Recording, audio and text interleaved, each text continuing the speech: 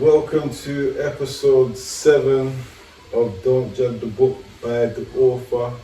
Today we have a very special guest, Habeeb Akande, author of Kunyaza, Illuminating the Blackness, and Woman of Desire.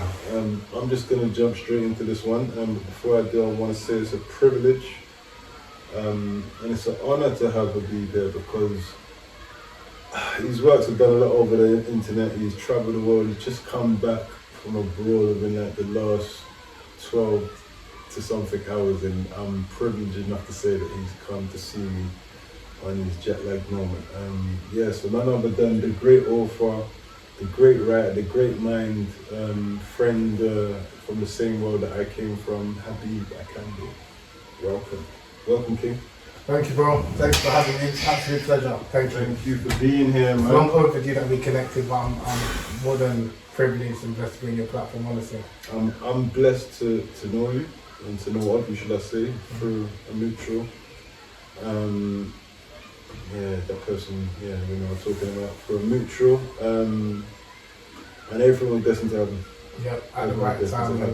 We spoke previously, and I think everything happens for a reason, and whether they say the stars aligned or what have you, but I just think that and I'll say it publicly, I've said it to you before, and I'll say it again, I've been an avid follower and fan of your work from when you wrote the first book, Prison to the Streets, attended your event at Hackney Empire. Prison to the Streets. Prison to the Streets, and Mama Can't Raise Her Man in 2016. Thank you, bro. Yeah, so, and even out of, like, not only the mutual friend that we had, but I have genuine love, and I love the work that you were doing and how you was advertising and promoting yourself, and how you was connecting other creatives as well when you was having different events. So it wasn't only you were speaking. Yeah. I like the way you was bringing other creatives from the UK space. Like poetry and music. So I appreciate that. So I've said that to you before, and obviously wanted to say it again publicly because I think it's important that where you have, like myself, appreciated or benefited from someone's work, I'm not just going to know that myself, I'll let you know publicly that I, as well as many others, have appreciated the benefits from your work, so just to keep going,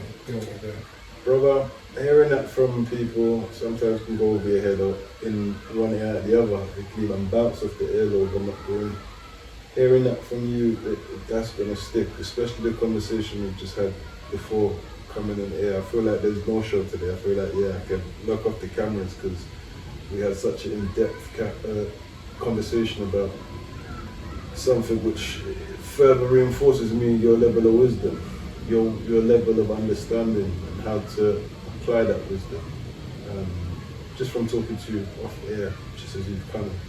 So it means a lot hearing that from you because I know it's coming from a thinker rather than a person who just repeats and paraphrases what someone else wants to hear or wants to say. So bless you, my king, man.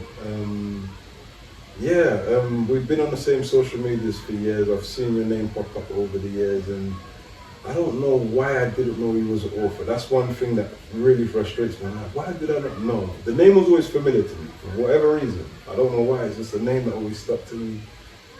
So I know you when you said you was following my journey, but call it ego. I never paid attention to look back and to see what you was doing. And then one day I think I thought, this name seems familiar, and I realized, bruh, my man's author. And he's doing all this stuff, and I started to pay more attention, and I was like, where was I? Where have I been? But I was late to it at the same time, so apologies for that, not even recognizing. But something I really love about you, a lot of authors who, as you know, will come after you, and there's no race, there's not who came first, who's better, all this nonsense. He just wrote a book before you, so I wrote a book before you, but some people use that as leverage. You could have always used me as leverage, being who we know. You could have always used that trump card and said, Rob, our mutual friend, boom, boom, boom. How do I get into this? What links have you got? You never shouted me to lean on me. There's people who've shouted me, leaned on me and left me behind. There's people who never shouted me, or there's lots of people who shouted me, pretending we was having meetings, conversations, took ideas and kept it moving. With you, it was the most organic, realist thing. So when I knew who the mutual friend was, I'm not going to mention his name today, this was us, I was like, yeah, powers. I understand that guy, and me always was connected. So yeah, he would have sent a real one my way, and that's all I could say. You've been genuine, and that's why I didn't know you was awful. There's been no ego, there's been no, I have to swear, there's been no masculine waving energy around like you're the big I am. And there's so much knowledge in you. That's what I love. And that's why I know that I would have clicked with you from the beginning, and I love your journey. I've seen you travel to a land recently, help me out. Not Rwanda, I keep saying Rwanda, don't tell me. And the book is written there, and I keep saying Rwanda. It's definitely Kenya. The book's Kenya. Kunyaza, Kenya, yeah, and I'm going to make sure that I get this right. Why do I get Rwanda and Kenya mixed up? I think that's a me thing. Kenya, see me come out with Kenya from the book, which is where it's originated, and you've gone Brazil, you've gone Europe, you've really traveled with your works, and every time I see your books and posts, it's beautiful because I've been to festivals myself and done other stuff and have different backgrounds all in my book, but I've seen you have different people with different languages holding your book, and they all understand your writings, and I'm like, Habeeb, salute, bro. Like you know when someone paves their own way and you can see it clear as day. And like I say, I missed the train, but bro, your train is moving, and I love the way it's moving. Like you've got a lot of coal in the train right now, and I'm looking forward to. I know I don't want to jump the gun because people don't know about these works here, but I'm looking forward to not only getting through these books after the next couple of interviews when I got a second to sit down, but I'm looking forward to what you've got next already before reading this, just from understanding your mind from talking to you. So before we talk about this book here, I just want to say that to you and big you up, my brother. I appreciate that. Yeah. I appreciate that. Salutations, levels, bro. Levels. And yeah, could you tell the people where you have traveled in case I missed out something? I feel like I missed out something. Well, I travelled, so yeah, Brazil, France, Kenya, Rwanda, Nigeria, Curacao, which is a small Dutch island in Dutch Caribbean island just off South America, US obviously a few times. Curacao. Curacao, How is that spelled? Curacao. Okay. Yeah, Curacao. Yeah, it's a beautiful island. It's just it's off the coast of just. It's considered to be in the Caribbean, but it's closer towards like South America, so maybe like America. Yeah. So in Curacao, I was there 2 years ago. Bookwork? All this is bookwork. Brazil, like I saw the Brazil photo. Yeah, crazy. Yeah. France, I mentioned the UK, and Dubai as well. I went to Dubai last year. Did I see the Dubai? I don't think I saw the Dubai. Yeah, I had the lens in Dubai. Big well, big up. Yeah, we're going to talk about this first book, man. I'm going to read out the back to people. Kunyaza, guys, girls, everybody, this book here is making noise for so many reasons. Yeah, what is it about? It's about the female organ and how to stimulate it best and how to... I'm going to read the back, and that's all I'm going to do. I'm going to read the front first now. Kunyaza, the secret to female pleasure. Am I saying it right? You pronounce it perfectly. That's the African in me, guys. It just naturally rolls off the tongue. Kunyaza is Africa's secret to female pleasure. Originally from Rwanda, that's why I keep saying Rwanda. Cool, sorry guys, let me go back. Kunyaza is Africa's secret to female pleasure. Originally from Rwanda, East Central Africa, the Kunyaza sexual practice triggered female ejaculation and multiple orgasms in women during heterosexual encounters. The Kunyaza technique is also practiced in Uganda and Kenya, where it is known as the kakabali. Is that right? Kachabali. The benefits of Kunyaza include facilitates female ejaculation and or squirting, triggers multiple orgasms in women, brings women to climax in less than 5 minutes, helps men last longer in the bedroom, enhances female pleasure, stimulation of the K-spot, not even a G-spot, you don't hear that, stimulation of the K-spot, so there's more than one letter of the alphabet, and an effective treatment for female orgasmic disorder. Kunyaza examines the cultural impact of Rwanda's pleasure-based sensual tradition and investigates whether it empowers women. The book also explores the psychology of female desire, analyzes female ejaculation and G-spot, there you go, and G-spot studies and investigates the controversial practice of labia porn. Drawing on extensive research from Western-trained sexologists, psychologists and singers, female sex educators from Africa, the book provides an intimate and illustrated guide on how to make a woman ejaculate.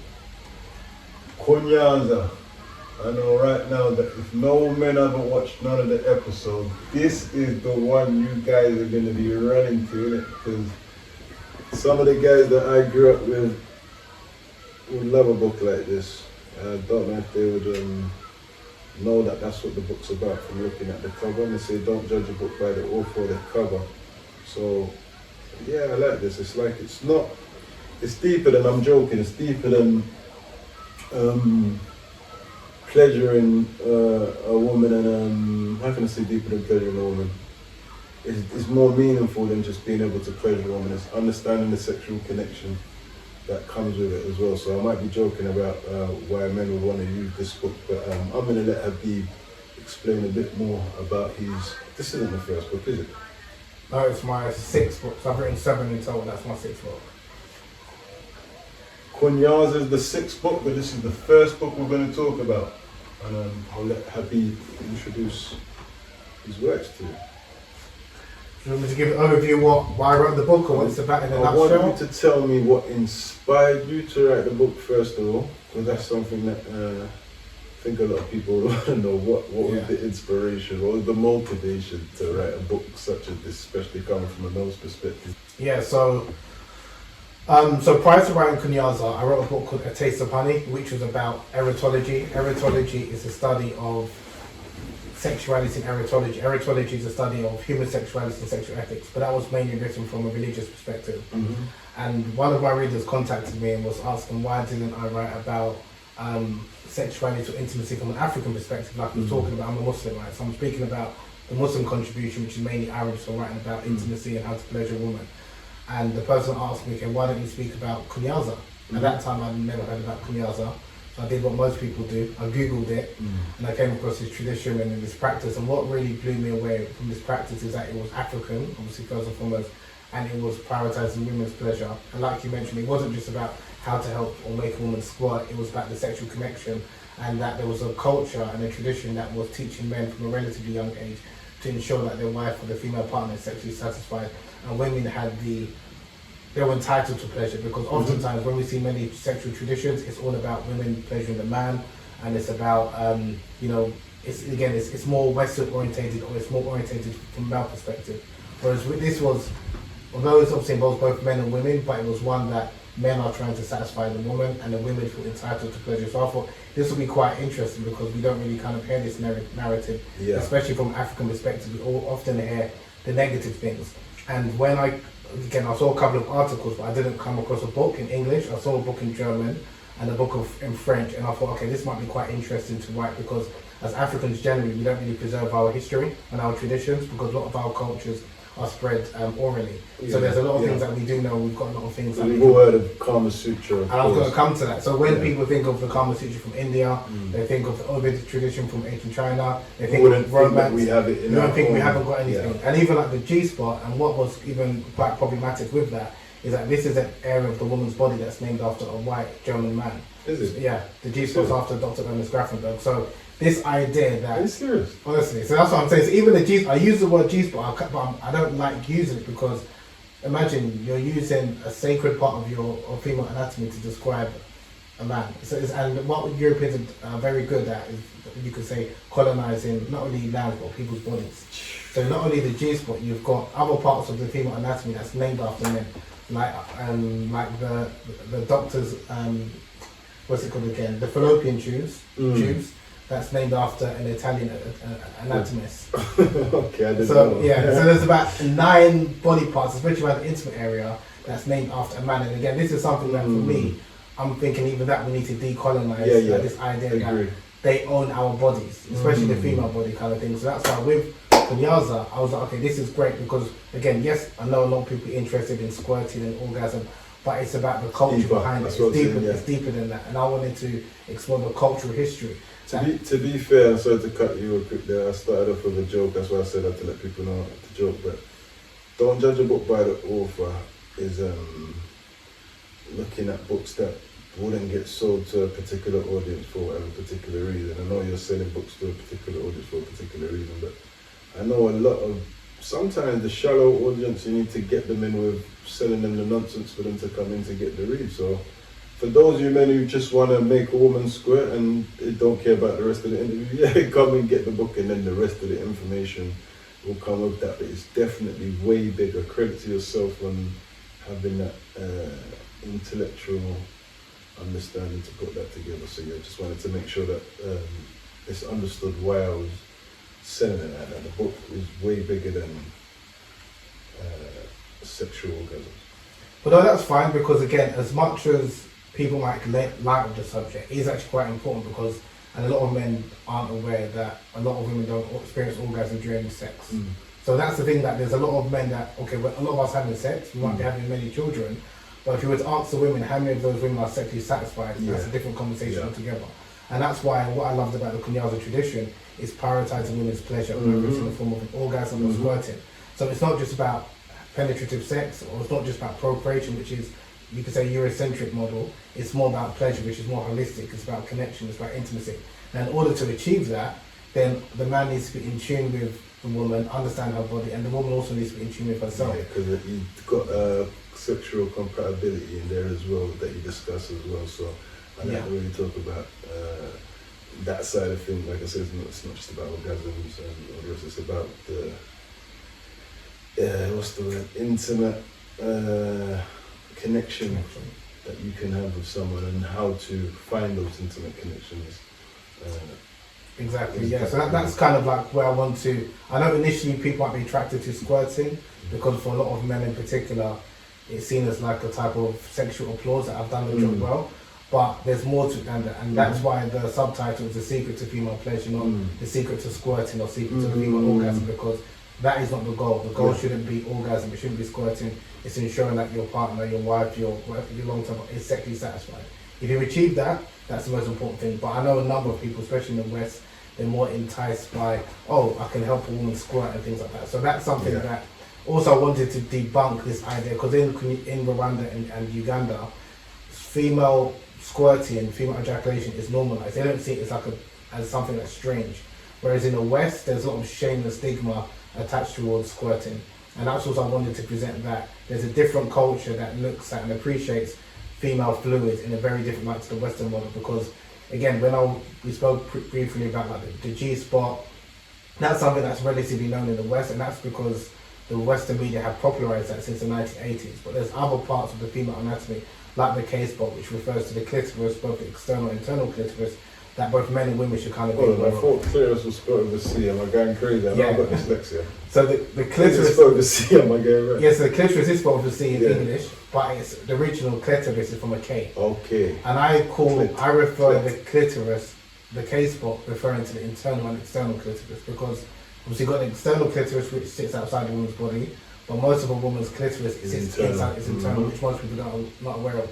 So, but if you're thinking about, okay, I need to stimulate the clitoris, you're not just thinking about the little green pea, little pea-shaped kind of thing clitoris. You're thinking about internal clitoris as well. So that's why, again, it's just to kind of change the narrative, the way people understand sex and intimacy and pleasure, that it should be more holistic. And you're not just trying to do these kind of positions. So, like you mentioned, the Kama Sutra, which a lot of people kind of aware of, but also when I'm trying to educate people, help people understand, is without bastardizing these traditions, because the Kama Sutra has been bastardized. When the Kama Sutra, if I ask the average person, what is the Kama Sutra about? So, bastardized, for people who don't know, like myself, can explain what that means. So maybe I should have used No, that's cool. Don't bastardized in the sense of appropriated or misappropriated, where you've taken something and not really paid homage to where it's originally come from, and you only use like maybe a snippet of it, and make people oftentimes have lost sight of the whole picture. So the Kama Sutra, if you were to ask the average person, whether it's in America, the US, America or Europe, what is the Kama Sutra about? Most people will say, oh, sex positions. Yeah. Not realizing that only 25% of the book speaks about sex positions. It's about intimacy, it's about connection, it's about desire. And the writer of the Kama Sutra was actually a religious celibate man who actually wanted to write a book to talk about the different ways men and women can connect with each other and sustain a healthy love and relationship. Hold on, the author of Kama Sutra was celibate. Yeah, he wasn't even, that's the thing, he wasn't even actually a sexually active man. That's only the criticism someone else would have got if they wrote on a subject that they didn't do. They would have been like, where's your experience? Like, if you're a street book and you've never been on the street, I'm joking. But pick that up, I love that. But he was actually just talking about the culture, so that, and the Kama Sutra, right, it's one of many books, Indian sex books. So he was talking about it in our tradition, like in India, this is how people make love, this is what, and the whole talking based on other people. Exactly, yeah. The cultural history and what he was saying in different positions is that this helps someone with different size body parts. Do you understand? To achieve greater pleasure. Not necessarily you have to do all of these 64. To make sex great. Sex great, yeah. It's more about pleasure. Compatibility right. with body sizes and different, Exactly. But when it was picked up by a British explorer in the 19th century, Richard Burton, when he came across this, and then he brought it to the US and to Europe, he was just concentrating and fixating on the sex position, and that's all that people talk about, losing sight of the spiritual side of the book. And that's something which, again, the Kama Sutra now, like I said, the reason why it's been bastardized is because people think it's just about positions, when in reality it's about how to enhance and improve connection, intimacy, and love, and all of the rest of it. So again, that's what I didn't want something similar to kind of happen with Kunyaza, because a number of articles that I saw online whilst I was researching it in 2018 it was now being advertised as a Eurocentric, somewhat of a Eurocentric practice. Because some media outlets, you type in Kunyaza, have 2 white women. Right, yeah, and even how it was taught as, or people were saying the story like it was like a lesbian practice or masturbation practice, totally losing sight, or because it was emphasizing women's pleasure, some people co-opted it and just said, oh, this is like a feminist lesbian practice, and it's a thing where if you're going to talk about a tradition, I'm not from Rwanda, for example. Talk the truth and pay homage to where it's come from, whether you agree with it, disagree with it. Make sure you give the history. Make sure you give the history, make sure you talk about how it's come about. So that's why for me, like I said, especially given that I think as black people, whether we're in Africa, Europe, Americas, we've got a lot of things that we can share with the rest of the world, but I don't think we document that as well as we could. So I thought, okay, this might be quite good to kind of document, because the way I was quite intrigued and fascinated by it, I just assumed that other people probably would be as well. So again, it's really a case of, I think as black people, I just think we've got a lot to share. And even in my recent trips into Rwanda, one thing I did notice, I mean, fortunately they did appreciate my book, which I'm more than happy to kind of hear, but for them it was like second nature. They didn't see a need for there to be a book, because they already practice it. But then neighbouring countries like Kenya, so many people were like, I'm glad you wrote this book, because they don't have this knowledge, so to speak. So it's a thing. That's why I keep messing up Kenya or Rwanda next door as well, isn't it? Yeah, and Uganda. So the whole point is that even when we look at Africa, it's not a monolith. There's so many different cultures within, obviously, even in the same country or even in the continent of itself.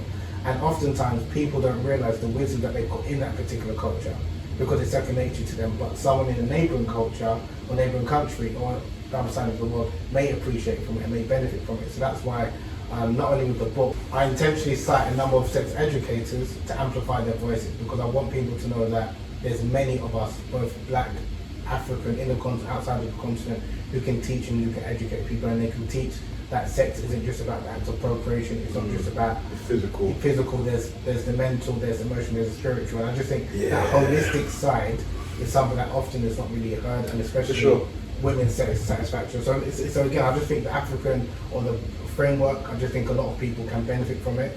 And again, in terms of like what people probably be interested in, things like 14 types of female orgasms I mentioned in the book, so people kind of can find out about that, the different types of ways you can help a woman experience pleasure, and for women to know that there are different ways to obviously experience pleasure. These are the type of things that in other cultures it's normalized, but for whatever reason, some cultures it's taboo to in some cultures it's taboo. So that's also, so with my previous book, like I mentioned, A Taste of Honey, because I was speaking about that topic from like a religious perspective.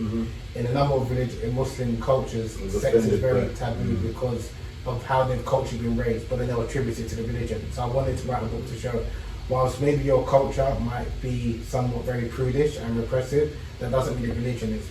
This is what the next question I wanted to ask you, because it was based on a lot of the feedback I've seen on social media. I've read some comments and I felt to comment and say like, yo, have you read the book? That's the first thing I felt to ask, because most time people come at someone, they haven't really done the work. And a lot of the time I'm seeing you posting about Kunyaza as a man of Islamic faith.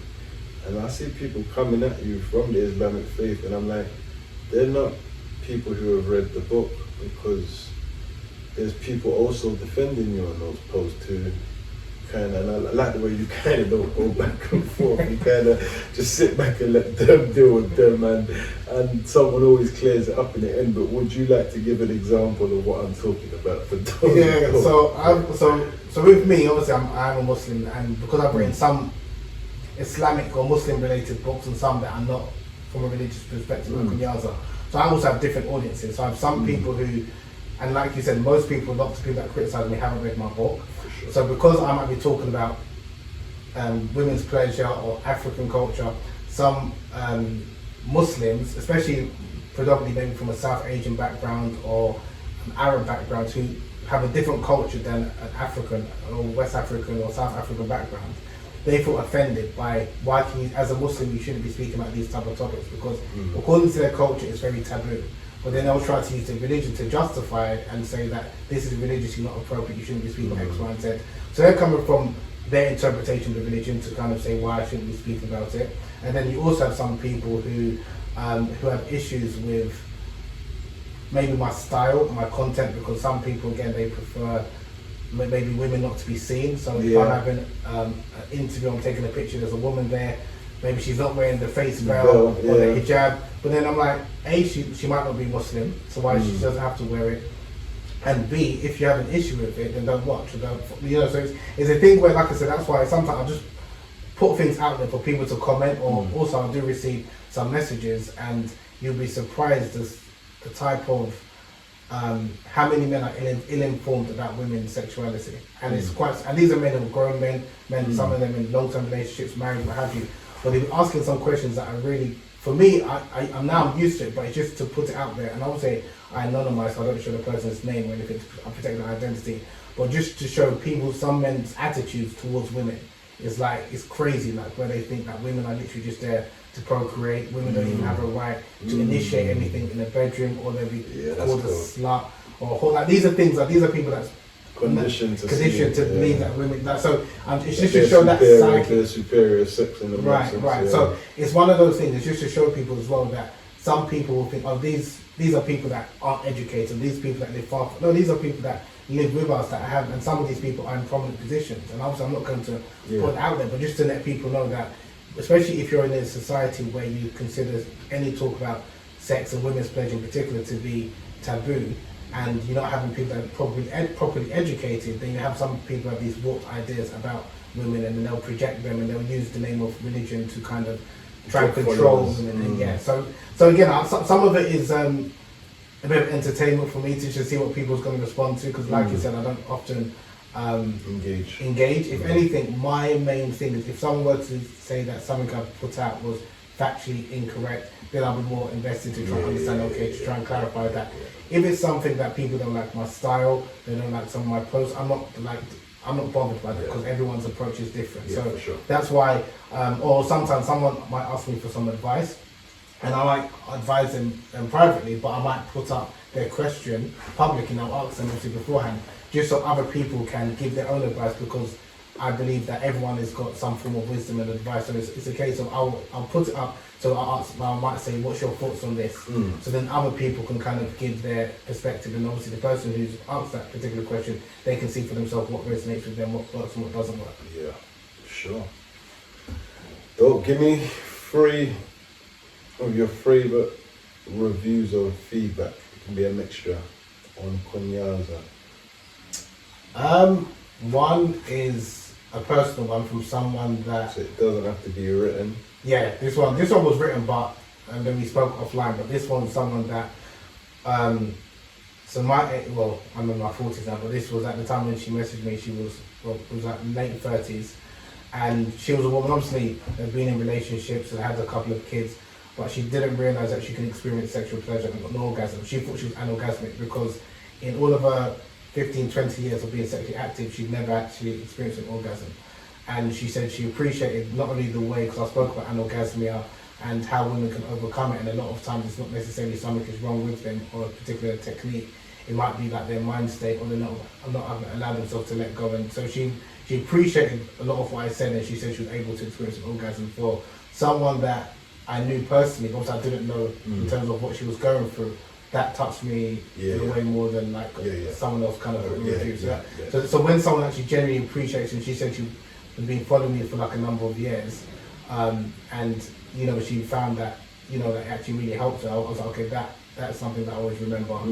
Another is when I get comments from people who say something. I've had this a couple of times where they've misunderstood where I was coming from. Because some people are thinking I'm just writing these books to try and sleep with multiple women and things like that. And then so those and then don't judge a book by the cover. This is why we're here. And then it's this is why we're here, though, because I understand the human mind. That's why I started this platform. I know there's a lot of people reading books or not reading books based on prejudgment. Exactly. So I'm happy you're clearing this up. This one. Some people think, okay, it's like a hustle, and I'm like, okay, if I was doing that, I was like, I mean, I don't even thought about that one. I've had that people say, okay, you're just making this up. This is like just sleeping girls, and I'm like, okay, if I was in my early 20s, I can understand where you come from. It's like really, I'm just doing it just to approach women and to sleep with them because, like I was saying, a number of people, and they feel that the reason why I'm writing these books is to move to women, and it's an excuse to kind of, as inroads kind of thing, and it's one of those things that I can see where they're coming from because pull a bird. To pull a bird. And I think it's one of those things that, again, if I was in my early 20s, maybe that's the case, but I'm a grown-ass man now, and it's the thing where I just think even as men, obviously there's different stages, and we spoke a little bit off camera, but a number of men have struggled to approach women. And I think the generation we grew up in, where it was very normal from teenagers to move to girls, you're going to get turfed, you're going to get rejected, that's normal. Now it's very different. So you can have a man that's in his late 20s, early 30s, maybe approached one or two girls in his life. Yeah. And might have had a couple of relationships, I have friends, so it's like now he's in a position where just say he's out of a long-term relationship. He doesn't know how to step to a woman. And it's very, so again, sometimes I have to give people grace because I'm like, we went through training from a really young age. Getting used to you make a joke out of it, you charge it to the game, and your friends banter you, but it's normalized for a number of young people nowadays, especially under taking that rejection of not getting a phone number in front of your friends. For anyone who knows, when we grew up, we'd be outside doors to McDonald's, and like you said off air, we were joking about that. For me and my mates, that was the training ground, as you said the word training ground. And I don't know how much times I got rejected. I said to my son, I used to get rejected for fun. But it wouldn't stop me from talking to someone who I thought was more above my league after getting rejected. It's like in weirdly built confidence. So as you were saying off air, a lot of men don't have that experience, and you were saying things which I never thought of about being perceived as a pervert or a paedophile for going up to girls in the street trying to talk to them and having cameras in them. But I never looked at them until you said that. It's totally different now. The climate is totally different. So like even you can imagine going even raving or going trucking gear or going Oxford Circus, Carnival, there's all these avenues to move to girls, and that was normalised. Now the environment has changed where maybe some women might consider that to be sexual harassment. Maybe not the girl herself, maybe her friends, so that's why guys intimidate, they don't want to approach. They're worried that they might be filmed and blasted over social media. So even guys as well, they'll make fun. I've heard of like younger guys who make fun of a guy for moving to a girl and be saying, I don't move to girls, she has to move to me. And that mentality I never understood, because it's normal as a man to approach a woman. It's normal that you're going to get rejected, but when you hear a lot of young guys talk now, they'll talk as if they've never been rejected, so they've got like 100% rate It's like, okay, how's that possible? How's it possible? And then they expect women to approach them, and then they would say they get all like dimes, like buffings, and it's just like, come on, like like that's not the truth, right? But again, the climate that they're living in is very different to ours. So even how if you were to communicate to a younger person, a different generation, they have to maneuver a different way, and a lot of them it's via social media, it's via. Do you understand? So it's just a different climate, but you just have to adapt. The same way we adapted prior to mobile phones, getting the girl's number and then you're speaking, you're calling, maybe your mum picks up or the dad picks up. You have to change your voice. It's a total different. Or going into the phone box, they don't have that nowadays. You've got straight instant access, but just because you've got someone's Instagram, it doesn't mean that she's going to be receptive to one. And not just that, it's about what you say in your book. No, what you say. Sorry, what you say. That too. It's what you say in your book about. This isn't a book about sex. This is a book about orgasms. It's a book about intimacy. So intimacy is not going to start with you sliding into a girl's DM. There's nothing intimate about that. I'm not saying you can't get a number and get to sit down and find ways and becoming intimate. But intimacy is not just laying down having sex. Intimacy is going out. Intimacy is doing things together, having fun together. Intimacy isn't just laying down in the bedroom, and I think that you highlight that in the book as well. So for me, this book is very powerful. Kunyaza. I will be studying it. And I don't know. I was going to say something funny, but I'm not going to say something funny because I'm going to be mature. I'll be studying it because, Well, again, you can say something funny because culturally as well. That is important as well because, like when we speak about intimacy, man, I'll be studying it. To be fair, jokes aside, I'll be studying it because I like to be the best at everything I do, and I have to say and leave it there. But what fun is it for a man to have sex if you're not pleasuring a woman? If you're only in it for yourself, then to all the men who wouldn't want to read this book and be like, man, only.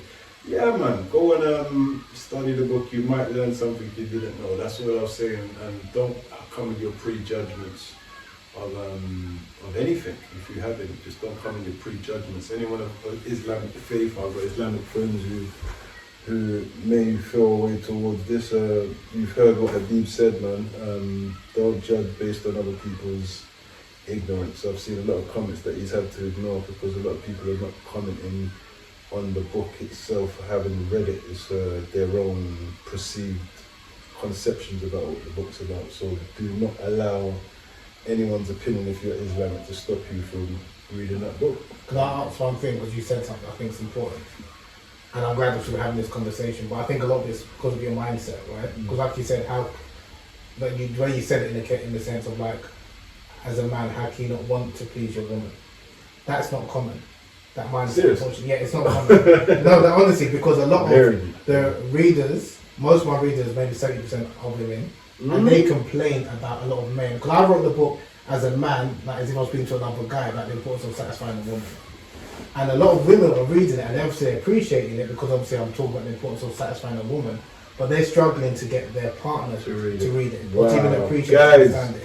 Guys, man, brothers, kings, fellow brethren, listen, get locked in, man. Your girls, the women are begging for you to read this book. Yeah, not even the author, the women are begging. You know, you need to get them to do it, to put reviews on Amazon. So, but why do you think that should just come to you? Why you've got that mindset? Why do you think that a number of men don't have that mindset? Because that's something I'm trying to also understand. Why would men not have that mindset? I think selfish fuckers. That's a joke. No, it's true. I'm saying the word literally, like fucking selfish. When you're having sex, you're selfish. So selfish fuckers. But some people are only in it for themselves, man, and that's what it is. I suppose. There's some people in it for themselves. Some people, some men, they don't wanna like. Big people don't wanna. What's the word? I wouldn't want to finish unless I've satisfied. It's not a job well done. Call it OCD or whatever in the bedroom, but I wouldn't want to. I feel like and if I've failed to make my partner climax, I wouldn't feel like I failed, but I feel like I have to go and make sure that that person feels the same way I felt in that position. And that's what I'm saying, selfish fuckers. I was joking. That's what about. but that's true. And that's what you said, because that is what also I'm trying to help women understand, because there are some men who don't. Because can you imagine, like, there's a number of women who have had a number of partners, and most of their partners have all been selfish fuckers. So we call it, right? But sorry to cut you when I say that, because that's a bit maybe harsh to men. Some men, remember what we were talking about off air as well, about things you're trying to get me to see from a different perspective. And you're right. But what if these men, like you said, they don't see women as anything other than sexual objects? Then if you only see them as sexual objects, you don't care about their pleasure. Right. So if you've been taught that way, then maybe that's, and some, how they see women, some faiths, and not just faiths, countries, cultures, like, you know, parts of Africa, you know, that, yeah, maybe that's it. Yeah, and it's a three part. So that's also what I'm trying to help women understand, because imagine yourself, a woman has had experience with a number of men, and they've all been either selfish fuckers, so not trying to pleasure them. They've just seen women as sex objects and not really, and just there for their own gratification. Or the third element is that the women or the men are clueless. They don't know how to satisfy. I can go with the clueless one. That's cool. And but you do have those three categories of men. So, but it's the first one which I think is most problematic, because if you don't have that mindset, it's not that you want to, but you're struggling. That's one thing. But someone that doesn't care, so doesn't care, right? And the reality is, speaking to a lot of, that is a lot of men, to the point where a lot of women, they feel sex is really for the man, and they're just there to, like, what they get out of it. Maybe the exchange is maybe protection, provision, obviously finance. But in terms of the sex and the pleasure, that's for the man. And I hear that from a lot of women in different parts of the world, because I thought it was maybe a cultural thing from certain cultures, all over, different cultures, different religions, different ages, to the point where for a lot of women who've been sexually active for a number of years, but they've had those same experiences where that is what sex is for them. And these are also, I'm also including like adult film stars. I had one adult film star who's into like that, and she was even saying the same thing. So it's something that, again, it blows my mind, because I'm just thinking, this is kind of crazy, because that mindset which I've had from a really young age, I thought that was normal. It's not actually really normal. So that's why also I'm trying to understand, okay, where does that idea, that mentality come from? That, okay, yeah, as men we like women, but you don't even care about satisfying the woman. That I don't. So when I said selfish efforts, as funny as it was, it's the actual fact. Yeah. It's really that. Yeah. And it's even that those, because again, it's sometimes when something is normal to you, you think it's normal for everyone else, and that's not the case. That's one of my biggest problems. And that's why sometimes it's trying to understand, and it's only when you listen to other people, especially because obviously you're a man, so you think, I know how men think, but if like 80% of women or 70% of women say, in my experience, that's not how men behave, then it's like, you don't really, so you're the exception, you don't really know how men think. So then all of a sudden you have to realise, actually, maybe the way you deliver this, or the messaging, or maybe thinking, okay, the way I was brought up, or my area, my conditioning, why is it I felt like you're supposed to satisfy a woman? Why is that expected? And then you look at maybe how you was brought up and what things were said. Could that just be individual's character? Yes, and I think characters are also, if for example, like it was seen as a source of pride, like what you said, that if I want to do something, I want to do something well. In a sense, but it's also about, if we go out to dinner to eat, then we can't both go on with our stomach, and like I can't just be the one who like have food. It's just about not being selfish. I don't look at it in a sexual way or anything. But it's like in any capacity of my life, I'm like, if I eat, you go and eat. If I can't eat food in front of you and offer you, like just certain things, like that's what I'm saying. Like if we came in this together, right? Like how can we start?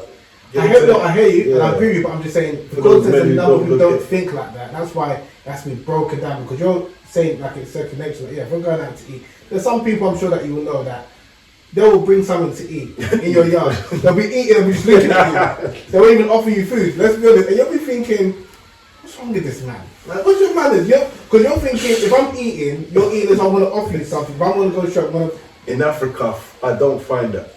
If I'm eating, I was in South Africa.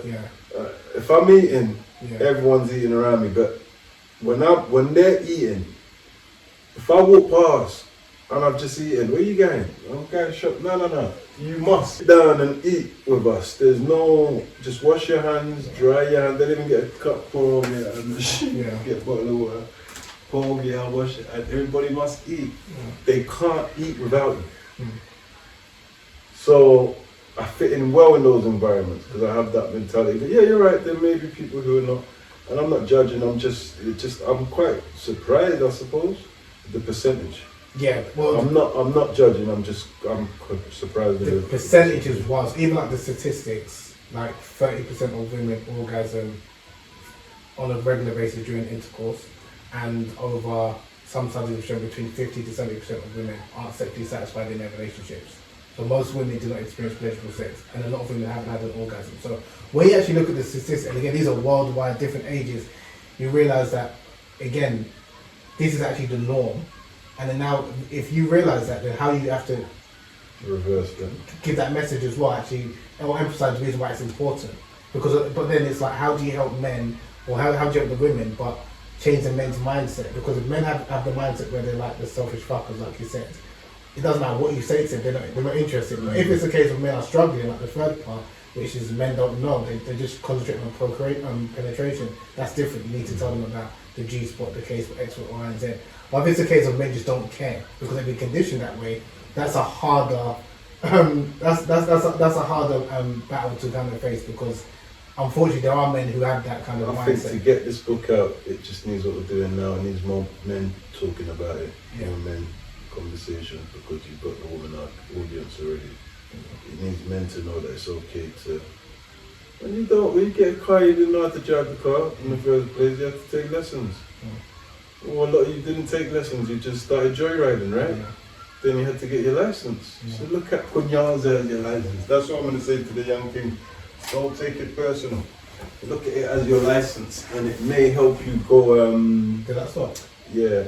So, and it may help you. I was going to say this and then go back to it. Look at it as your license, people, because you never know. It may help you learn a lot more things than you could ever imagine. So why disposition yourself when you can enable yourself to learn new skills? Kunyaza has definitely done its rounds, man. It's done its rounds. I want to get onto your next book, Women of Desire, which you see, we just briefly want to go over. I don't want to talk about it too much, but yeah, Women of Desire, Guide to Passionate Love and Sexual Compatibility, which is, I think, a book that definitely goes hand in hand with Kunyaza in terms of the passionate love and sexual compatibility, which also is an indication, people, that the books that Habeeb is writing is a bit more than just squirting and orgasm. So that's sexual compatibility and passionate love. Do you want to tell the people about this one quickly? Yeah, so that's a book where I'm highlighting a number of sexually empowered women in the Islamic tradition, because like we spoke about earlier, there are a number of Muslims who see the topic of sex extremely taboo. Yeah. So I wanted to kind of talk about how there are a number of women in Islamic history who are sexually empowered and who were sex educators, maybe FGM activists, or scholars. So that book, again, is really just, again, emphasizing and highlighting the importance of women's pleasure, but within a Muslim or framework. And then also talking about some of the challenges, because I've got a number of messages from Muslim women in particular who experience desire problems or orgasmic problems. So I kind of first wanted to debunk some of the myths. So one of the common myths that some women were facing is that women who are struggling with low libido, or a number of women have a condition called vaginismus, and that is basically where, because they've been socially conditioned to believe that sex is inherently bad and wrong, when they're about to have intercourse, they tense and they become very tense. So psychologically, it's a psychological condition that penetration is not possible. So a lot of that is more of a psychological condition, and they need to reframe their mind the way they think about intimacy and pleasure. So I deal with that, and also like a condition known as arousal non-concordance. And this is where a woman may be physically... Say that again slowly, I heard you, but I just want to catch you. Yeah, so a condition which is quite common is called arousal non-concordance.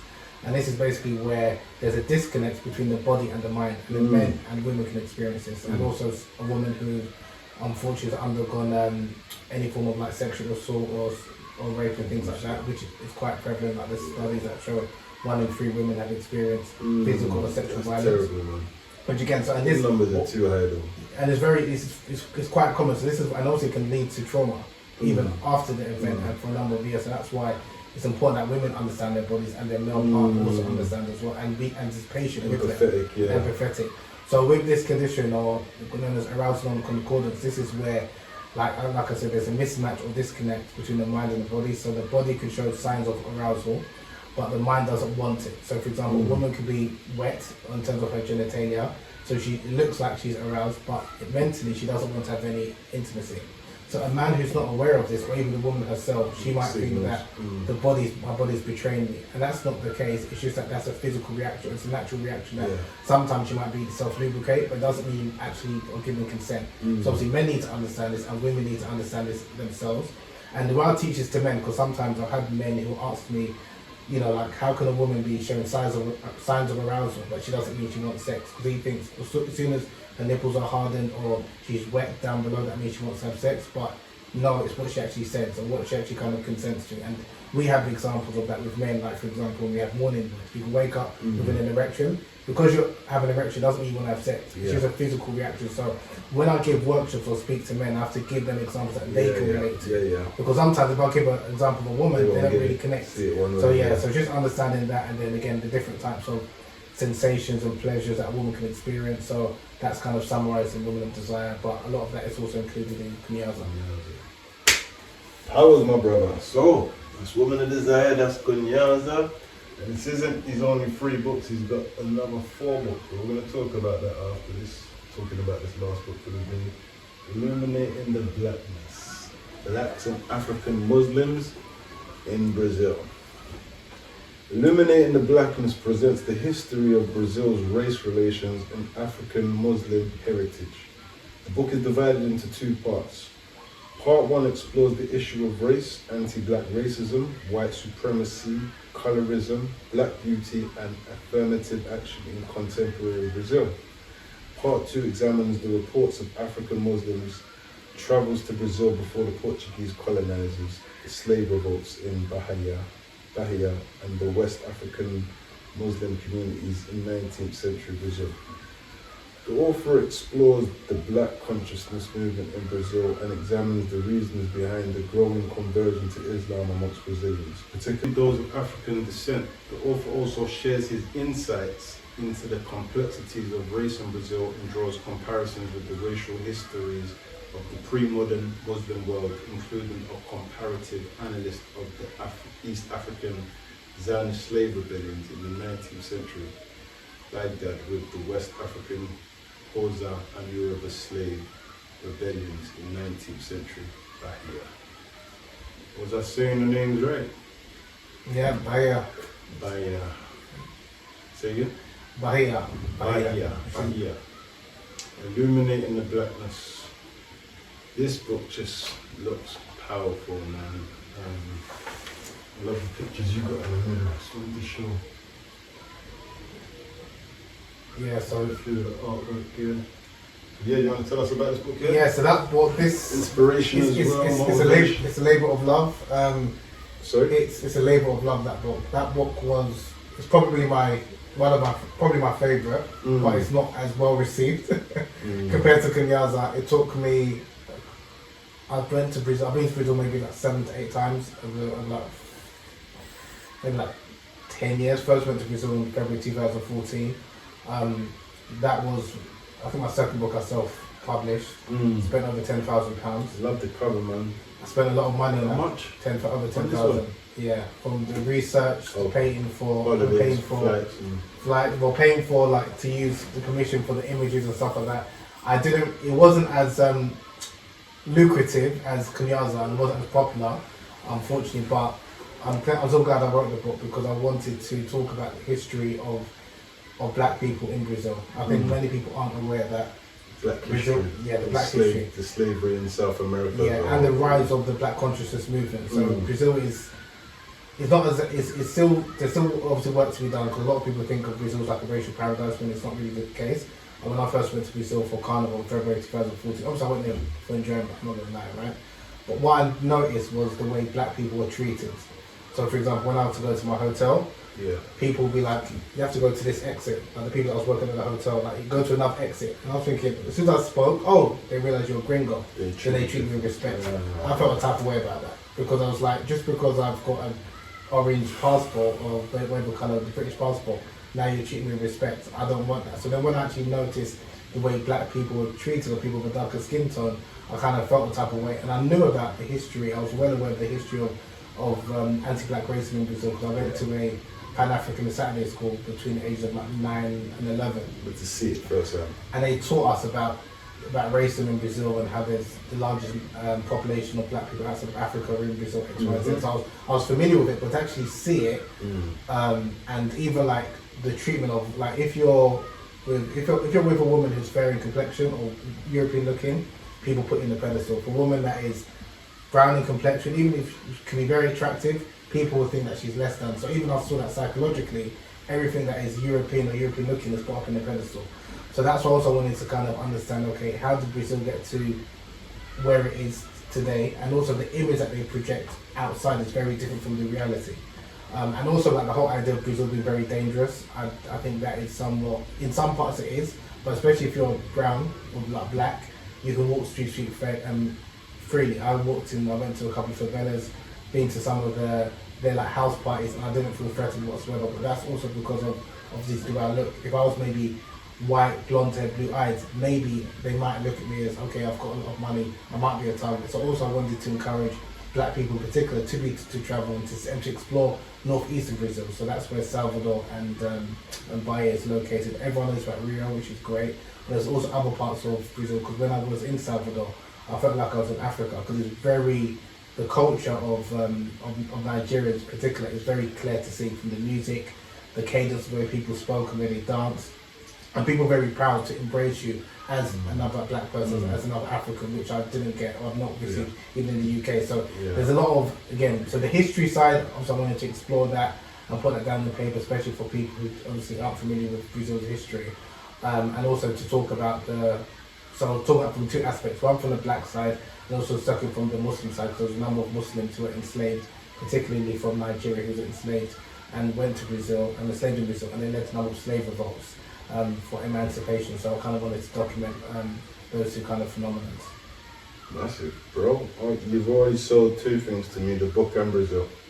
I want to go to Brazil now, and I want to read the book. Just from hearing you talk, that's why I just silenced myself and listened, because my cousin's been to Brazil, actually talking about it, but I was told about Brazil being violent. I was probably watching City of God, but even before then, to be fair, I was told about Brazil. City of God didn't help with But again, even City of God, that's one of my favourite films, but if you were to go to City of God, they won't look at you as a threat. Because remember the film, there's the orange, the playboy, I think they call him, the white guy with the ginger hair. That was from I remember. So if you look a certain way, then they might consider you as to be a target. Yeah. But if they won't look at you as if you look like Ned, if you look like Ned, the bus driver. Yeah. You're good. Exactly, that's the thing. So that's also what I'm trying to let people know, is that I'm not saying that Brazil is not dangerous or parts of Brazil, for sure. but also it depends on how you carry yourself. yourself. The whole world can be dangerous, but it shouldn't stop you from travelling and going on to visit. And I got a lot of love, and I still get a lot of love in Brazil. So that's why, again, it's come on next time, and that's all I know, man. I've definitely something I've always wanted to do is go Brazil. I've just not had anyone who's wanted to go Brazil with me, so that's somewhere I've always wanted to go. So yeah, Brazil's on it to do this. But yeah, what's the feedback you've got of this book? So academically, it's done really well. So it's a key textbook in Duke University. Okay, the university in South Africa. Wonderful. And which one? Cambridge. This that Well, book. what university in South Africa? I can't remember what it's called. Do you know what part? Johannesburg? I think it's Johannesburg. No, Johannesburg. Cool. I know obviously Duke. There's another university in the US that escapes me, and then I've given a couple of talks in Cambridge as well. So like academically, people appreciate it. And I also have to give a shout out to João Jose Reyes. He wrote a book called Slave Rebellion in Brazil, which I read when I was like 9, 10, and that's like the book about understanding the slave revolts in Brazil and the Muslims. And I connected with him, and he helped me in terms of with my research as well. So yeah, I definitely have to give a big shout out to him. But academically wise, it's appreciated because of the references and the sources and things like that. Whereas in terms of like mainstream, it's maybe because it's quite thick. So then I was thinking, okay, rather, because a lot of people are fascinated by Brazil, let me try and maybe do short clips, or maybe try and make a documentary. I was speaking to BBC Brazil actually about making a documentary It was in production, but then it didn't really go the way. There was a couple of issues, so now I've still got a lot of footage that I can release. So I'm still thinking of maybe putting my own documentary back because I've given you my offer already before we've spoken, so yeah, man, I'm down to support any work you're doing because your works are very important for many reasons. And I'm glad that you've got not just Kunyaza and Taste the Honey and Women of Desire, you've got a book like this which shows people it's not one genre that you're about. There's a lot more to you. You're just picking up the pieces of that subject first before you go into other subjects. And I think this really shows your creative intelligence and how far you can go in one subject. Even talking about Kunyaza and Women of Desire and Taste the Honey. I wanted to ask you a question. I don't know how long you've been writing for. You said you read a book by a Brazilian guy just now when you was 9 or 10 and it just hit you by surprise. How long have you been writing and reading? How long have I been writing? And reading, yeah. Well, because it seems like you've been reading some deep books at 9 and 10 to be reading. Yeah, so the Pan-African Saturday School, definitely it was called Winnie Mandela. It was a Saturday school based in Camden. It was actually Akala and Miss Diamond actually went to that school, and so did, but obviously older than me. And so did Victor Adebayo, who sadly passed away. So that Saturday school, the reason why I credit a lot of my passion for reading and appreciating or trying to amplify African and Black history. Well, you said Akala and Miss Diamond. They went to Saturday school, yeah. And they're older than you? Yeah, they're older than me. Akala's probably a couple of years older than me. Miss Dynamite's me 4 or 5. How old are you? I'm 40. Okay, only a year older. I thought you was, okay. So I didn't know Akala was older than me. Yeah, Okay. he was, because he's a year or 2 years older. So Okay, yeah, I didn't know he was older than us. Yeah, so he's old. So that Saturday school, and obviously I didn't know him then. I knew of his sister, obviously, and then after the Navy mentioned obviously that he went to that Saturday school. But that Saturday school, they taught us, and we read like academic books from even a young age. So I was always interested and passionate about African history and realised that what we was being taught in our schooling system was from a Western perspective. So we need our own narratives. But then I kind of, in my teenage years, probably like many people, I kind of fell out of love of reading, and I didn't really start writing until maybe like my early 20s when I wrote my first book. But I was always passionate about and conscious about Black people. And so it's probably when I went to Egypt, after I finished university, I went to Egypt for 3.5 years to study Arabic and Islamic law. And I saw the way Black people were treated in Egypt that made me feel a type of way. So I wanted to understand, okay, if the religion is saying that Black people are equal with Arabs and white people, why is it that I'm in an African country but Black people are mistreated? So that's where, and even some of the textbooks I read from Muslim scholars, they speak ill of Black people, and I wanted to know, is that what the religion is teaching, or is this kind of culture? So that led me to write my first book, Illuminating What were your the Blackness. findings? Because a lot of Black people I know don't want to convert to Islam because they don't believe there is a place in Islam for. Exactly, yeah, and that was what inspired me to Is write something the book. you're gonna write on more, or is that something that you cover? I wrote about that. That was my first book. That was Illuminating the Darkness. Illuminating the Darkness. That's what I'm going to talk about. Yeah, as well. so that's I love that. So that book came out in 2012, and the reason why I wanted to write that book was the status of Black people in Islam and comparing how what Islam says and as a religion and how Black people have been historically been mistreated in many Muslim countries, from the enslavement of a number of Black people from East Africans, because we know about the transatlantic slave trade, but not many people know how many Arabs enslaved Black people from the 9th century. Then I also wanted to talk about... Very important book. And then I wanted Very important book. I just let you know, you've done another piece of literature. Very important. You know that conversation's been circulating for years. Yeah. And then also the Curse of Ham story as well. So I'm sure people are familiar with the Curse of Ham story, which is mentioned in the Bible.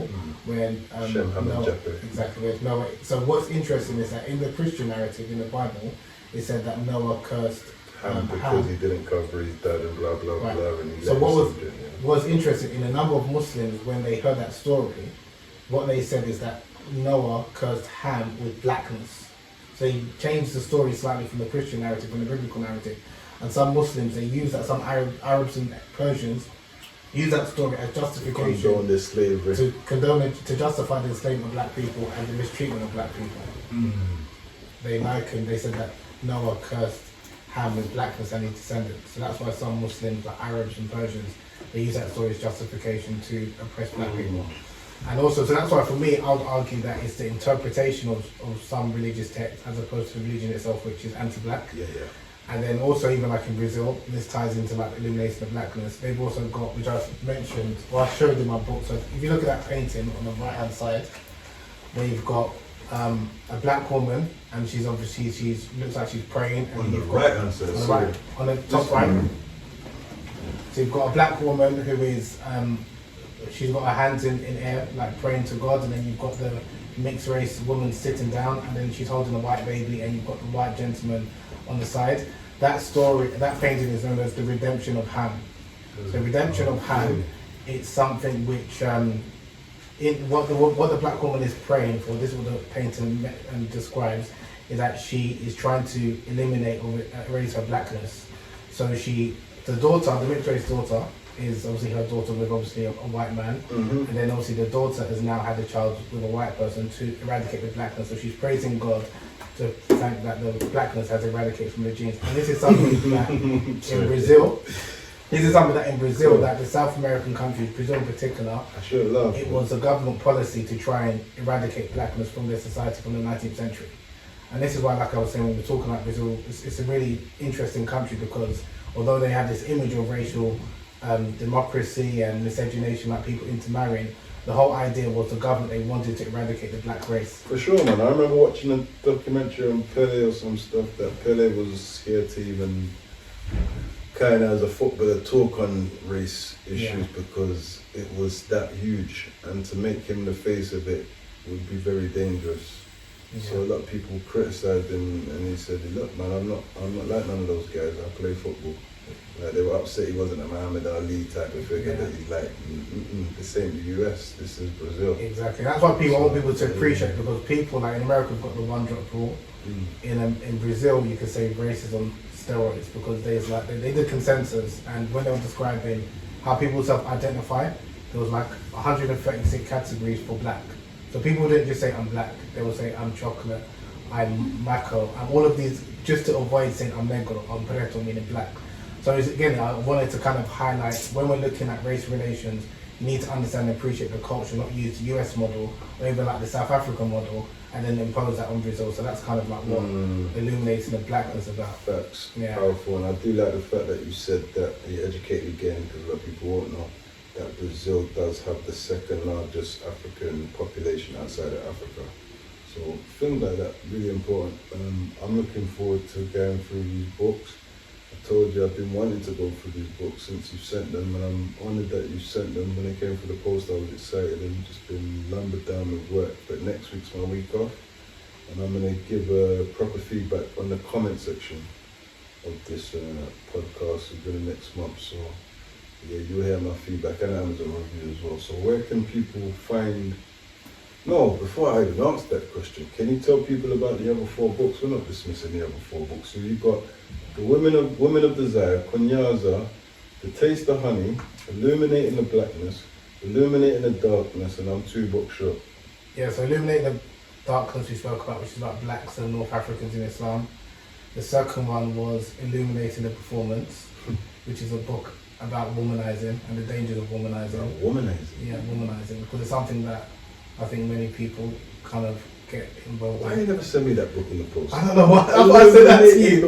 What? I sent you that book. So that's from the African Arab perspective. Yeah, that sounds too so good. to talk about the realities of, and that's why, because I wrote that book in 2014, no, like 15, and then I realised I was like, now it's quite dated in the sense of some of the language I was using, like chirps, like we were talking like earlier, you wouldn't use that, and a lot of the challenges that men, because I wrote that for like a man who's maybe in his early 20s, early 30s, especially like early 20s in terms of how to speak to women, how to approach women, and how to have morals and ethics. Because I think what's happened, but now, actually the reason why I don't really talk so much about that book is because I got banned from a number of universities in the UK because they thought I was encouraging promiscuity and men to mess around with women. So I was just like, okay, I need to take a step back, so I stopped promoting that book.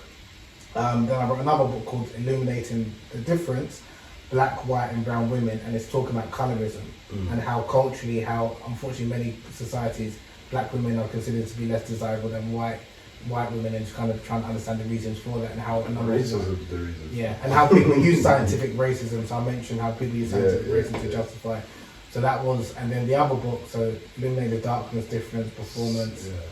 Taste of Honey. Oh, A Taste of Honey is the other one. Yeah, no, I mentioned Taste of Yeah, Honey. so that's the missing one, The Taste of Honey. No, there's another missing one. I mentioned Taste of Honey. Yeah, that's it. So Illuminating the Darkness, Illuminating the Difference, Or Illuminating Illuminating the Performance. Difference, that was it, yeah. Yeah, A Taste of Honey, Women of Desire, Kunyaza, Illuminating the Blackness. I want illuminating the performance. I want everything illuminated, to be fair, right now, because they all sound like they're not what the titles are. And that's the powerful thing when they say don't judge a book by the author, by the cover, by the title, by your feelings towards them. It's been an honor and a pleasure. I don't really know what else to say. Do you have any words before I ask where the people can find? Do you have anything you want to see? Because I'm just blown away by the context of this way this interview's gone.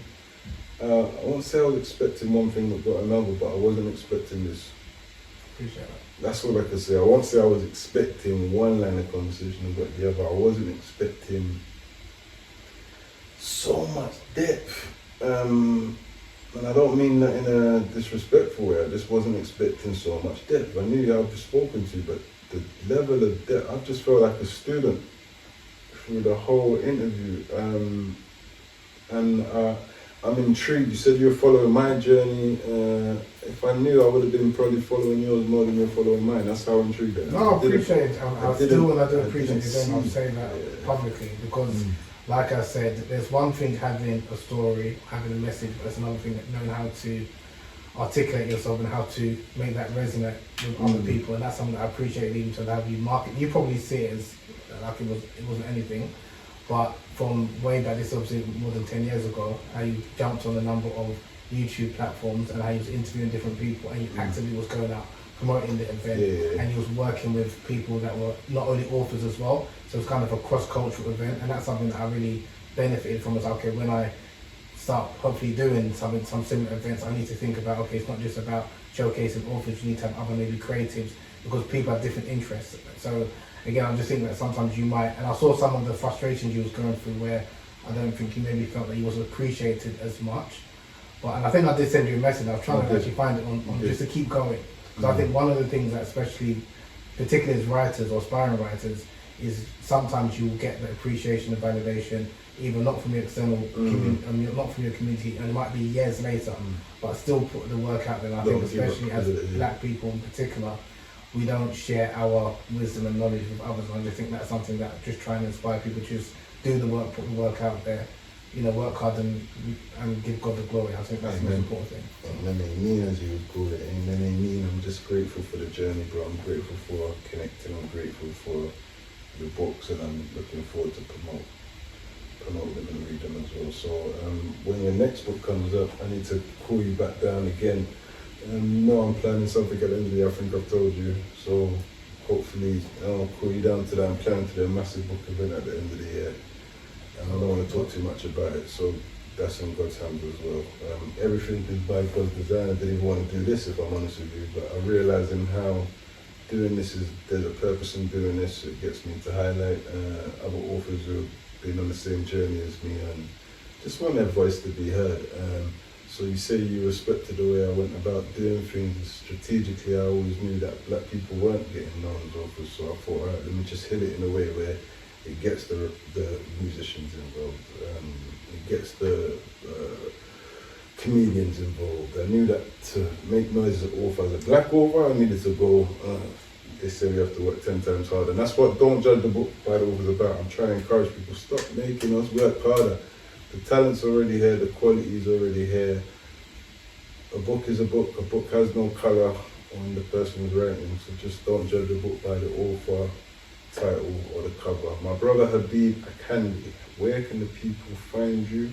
Where can they get onto your workshops? When's your next event? What's happening? What's your next, is there more books? What's happening?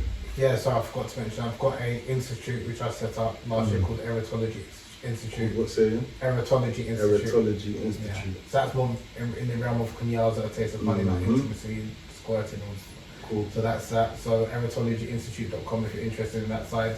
My platforms, I'm on Facebook and Instagram and Twitter. So my name is Habeeb, Habeeb, Akande.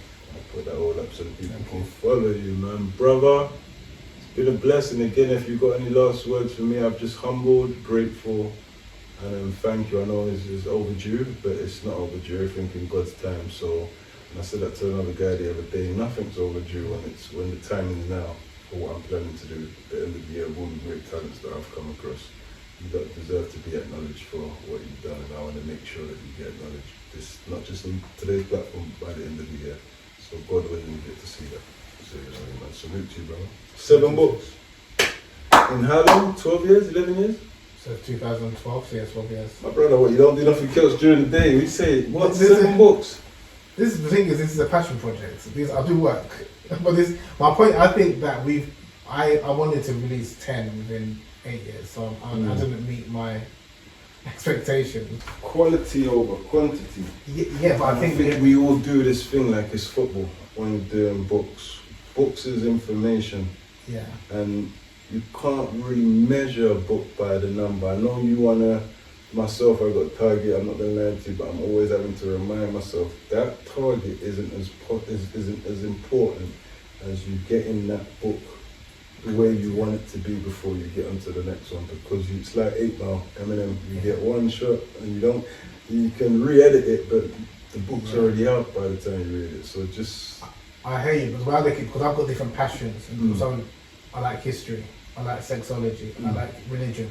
So these are different topics I'm writing about. So some people might just think, why am I just writing about history? I've got different passions. That's why the other books I want to write about, they're other interests. And I look at it like, I don't know how long I want to live in this world as well. Yeah, same. So because of that, I want to leave a legacy. So it's the kind of thing where before I leave this world, and also I might not be as passionate, because sometimes you might be in a position where you're really passionate about a subject. Time goes, you're not, so you can't write about it. So if you're passionate about something, it's very easy to write, it's easy to research. So when people ask me, okay, how do I find the time? The same way people find the time to watch X amount of TV programs or movies or football programs, because you're passionate about it. So that's how I look at it, like, okay, if I've got a limited time, I don't know when God's going to take my life, I'd rather leave something that hopefully people can benefit from. That's how I look at it. That's how And I'm going to share this with you as someone who's got 20 books on that laptop. Maybe 10 of them are half written, 3 are out already. I'm going to share this with films, TV series, ridiculous. And I have the same thing every other day. God, how long am I going to be here to fulfill those? I may never fulfill them. I'm at a point now where I don't care. I understand, I understand. What's meant for me won't miss me, and what's for me will happen. And I can only do what I've been called to do. I never knew I'd be called to do the one book. So even with my passion, my purpose is always going to override that. So if I move to write this book or that book now, because it was designed that way. The reason why we thought we were going to meet up years ago. Yeah. You could be frustrated about that. It wasn't meant to happen years ago. So keep writing, my brother, is what I'm saying. As long as your heart's set upon it, whether you're here or not, as long as it's completed, and it's even towards completing, someone else will come and complete your works if you're not here to do it. Because sometimes the work we're doing, and I have to get out my own way, that's why I'm cool with everything, it's not about us. The purpose is not even that you get to see the work you always get to do. So when we live in purpose, we have to be very conscious of letting go of those things like boxes. I want to have the IBF, the W. I just want to do good. Every time I pick up that pen, I know that I'm contributing to the place I live rather than taking away from it with the arts. But I do hear you, and I do resonate, because I have the same, and I have to wrestle with that side of me. That, bro, take your time. Like in early 40, I start panicking. Now you're gonna be 40, and then bro, what does that mean? You understand? Take your time. So we got as writers, we got longevity. We've got like road down living. We get to 30, probably clap our hands, not even talking, the computer will write for us, because technology is going to be evolving. So books that we're trying to write, we've got years to write, is what I'm saying. So just be patient. And bro, 7 books since when? 2012? Yeah. I came out in 2012, October 17th. No, I think it was 13th. No, yeah. Pre-release was 2012. I don't have 10 books out. I've got about that equivalent of work on the laptop, but they're not out, so they're not finished. because it would be rushed if I put them on that. So, bro, you're sitting in a good place. Do you understand? 12 years, 10 books, salute to you, man. And they're not just any books, they're books that are doing well. You just come back from Rwanda, Kenya. Mixing up the two. Cool, Rwanda and Kenya. So yeah, and you've been doing Brazil, you've been doing good things. So just look at where your works are taking you. Give thanks that you're getting this love worldwide, and may God continue to rain your blessings on you, my brother.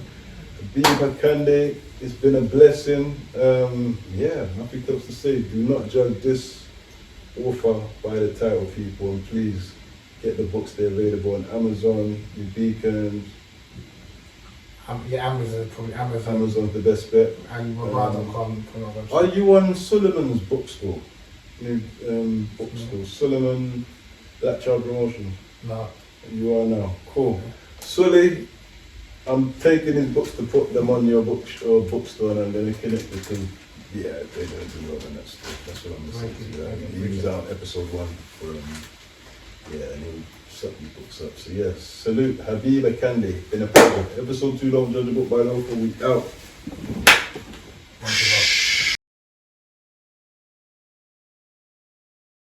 I found there were times when I'd be writing.